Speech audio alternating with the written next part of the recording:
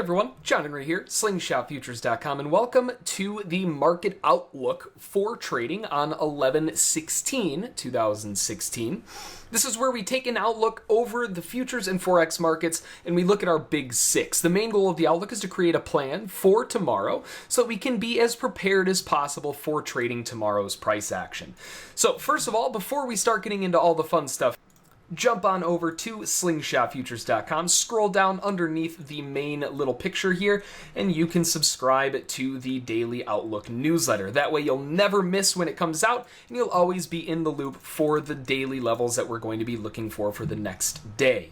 Now, for the big three in terms of the futures, we're going to take a look at gold. Now, gold is still kind of grinding. I mean, zooming out a little bit, we can see that we really haven't gone anywhere. And if anything, the major range area high is up here and the major range area low is down here. We're kind of in the middle of it and we're forming a sub-range inside here. Now, the sub-range that we're getting is also forming in the way of kind of a wedge, but whenever you have a wedge going into a range, usually the wedge works until it doesn't, and then you stop paying attention to it. So at the moment, we do have a wedge possibility, but I'm not putting a whole lot of credence to it, mainly just because of the overall range that we're dealing with in the first place. Now, the big levels, again, what I would really like to see is the market come up anywhere between, I would say probably between the band of 35.8 up to 37.5. But in the short term, the areas of interest that we're going to be looking for, again, with ranges selling high, buying low, I would like to see the market come up into that 31.4 to 30.4 band to find some selling pressure back down. Now, if they are able to get a grind back down to the lows, I would really like to see 20.2 to 18.6. But keep in mind, this is still a bearish trend, right? This is obviously very, very bearish. So if you are going to be looking to buy the lows, generally it's safer to offset the low a little bit before you start jumping in because they usually have a little bit more juice to the downside versus the upside. Now, the upside, that's where you're really looking to get kind of aggressive up here, selling between the 31.4 and 30.4, that is, area. But just like we saw back here, a lot of times when they come down to those lows and it's a bear trend, they'll get a little bit of a push. So don't be surprised if it does come down to the lows to get a little bit of a bump outside of that before finding buyers coming back in. But outside of that, we're kind of in the middle of it. Need to be patient here, wait for the proper setup, and we're not at one yet. So on gold, looking to buy low, sell high, and at the moment, we're just kind of in the middle. Now, switching gears over to crude oil. Crude oil had a phenomenally bullish day today. If you weren't buying crude oil today, you were having a really hard time. The only pullback that they really had was early in the session, around 7 o'clock to around 9. Had a nice little two-legged correction down and rocketed right back up through the highs. So that massive aggression that we saw pushed the market into an ascending wedge. It's a fairly obvious ascending wedge working its way up, but this whole move higher, we haven't really seen the buyers take profit. It is looking fairly weak up here. The last high, they couldn't even close past it before seeing a counter move. So very likely, we're getting a little top heavy, understandably, right? If you were buying last night and going into today, we were talking about how yesterday had a really nice run higher. They haven't stopped that run. They're keeping on going to the upside with just a significant amount of buying pressure. So with this massive amount of bullishness, what we're looking for is for the buyers to take some profit.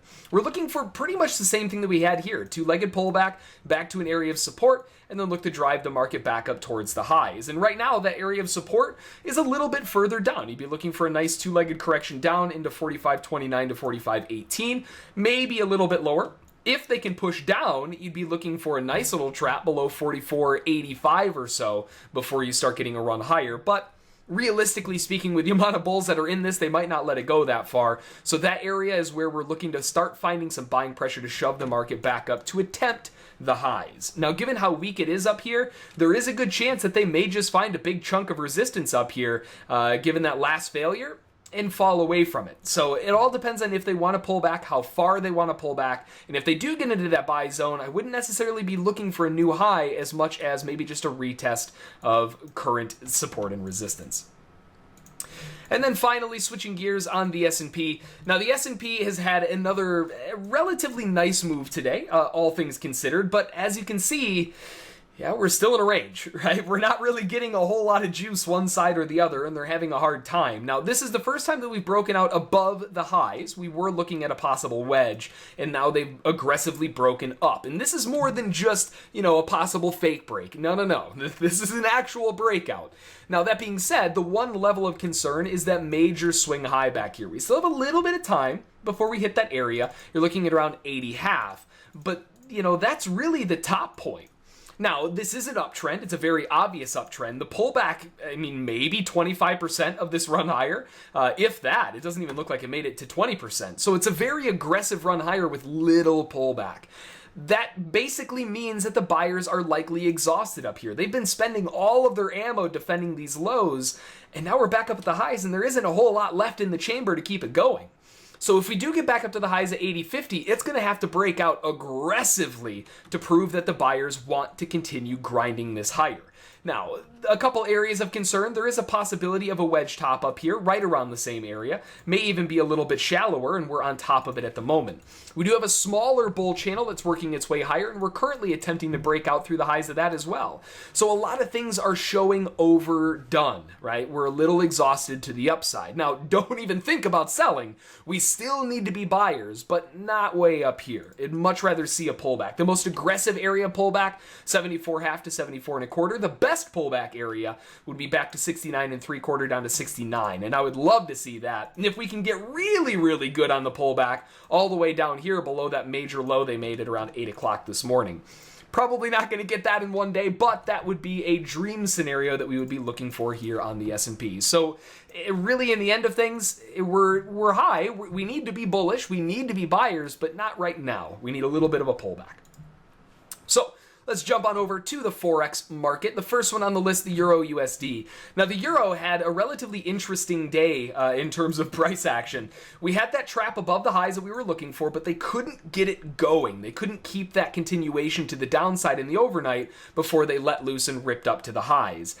Now, that rip up to the highs was a little bit aggressive, right? If you're looking at an overall channel, possible channel at the bottom, even if you drew it across the highs as a potential wedge, they obviously went way too far, right? They just went way too far, way too fast, and a lot of times they're going to get that grind back to take that move back. And that's exactly what they did, all the way down to a new low, and now we're starting to see a bear wedge down here.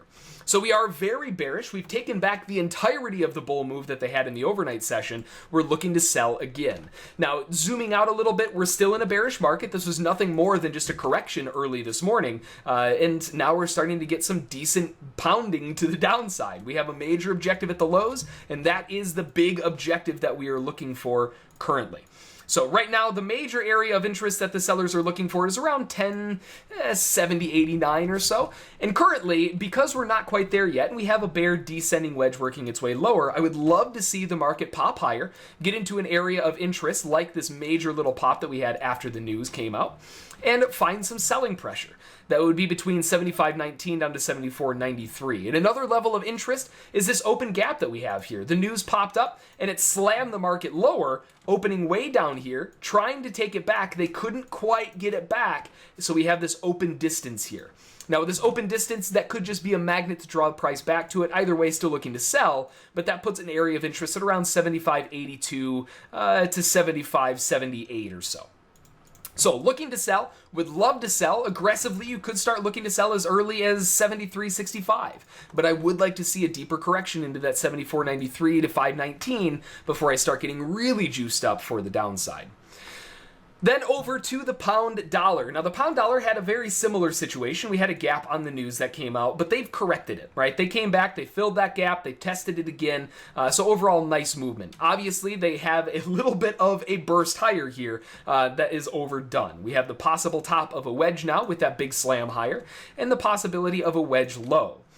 Now, with this larger wedge, we also have a smaller wedge, right? The smaller wedge coming inside here. Now, they did obviously slam through that, but that being said, they could still use this as a potential support and resistance area, right? This little turning point. If we get a break and a retest of that area, I doubt that the buyers are going to be able to make it all the way up there again, not after all of that weakness. So looking for a possible turn point there. But at the moment, the support and resistance that we have between here and between all of this, and now here again, wouldn't necessarily mind seeing them either slip through this area and find it as resistance, or look to start buying into it as support. But given the amount of exhaustion that's up here, I don't really have a whole lot of emphasis to the buy side.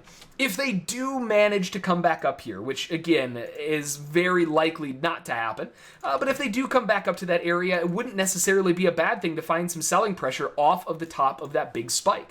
So between 25,016 to 25,144 would be a pretty big area of interest. But right now, what I would really like to see is a push down, retest from the underside, and push down to finish off the objective to that rising area of support. So we'll just kind of have to see what they want to do here on the pound. Right now, we're just kind of in the middle.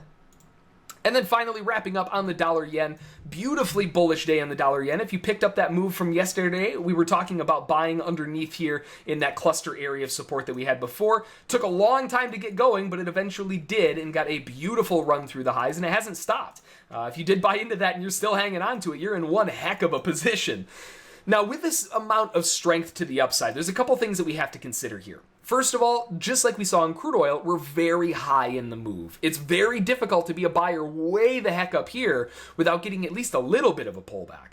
Now, what I would really like to see, in all honesty, is a nice deep pullback to take back at least some of this, right? Trap underneath some of these prior lows, get back into this area of congestion, even dip underneath that major low, looking to buy between 108,764 down to 108,671. That would be a picture-perfect spot to find buyers to come back in and attempt those highs again. Now, with the wedge top that we're forming here, we are coming off of it to the tick, so I really can't be a buyer here. This looks like a nice area, but it feels like a trap. It smells like a trap, and it looks like a trap. I would rather wait to see what they can do here. If they push down, find some other areas of support in the meantime. So we do want to be buyers. We do not want to sell this market, but we need to be looking to buy it at a little bit of a cheaper price. So that's going to do it for the nightly outlook. Enjoy the rest of the week of trading. I'm going to be skipping town and heading out to the Las Vegas Traders Expo, meeting some members out there, and just generally taking a look at stuff. So enjoy the rest of the week, everyone. We will see everyone next week. Make a plan, trade the plan, stick to your rules, and you will be A-OK. Have a good one, everyone, and we will talk to you later.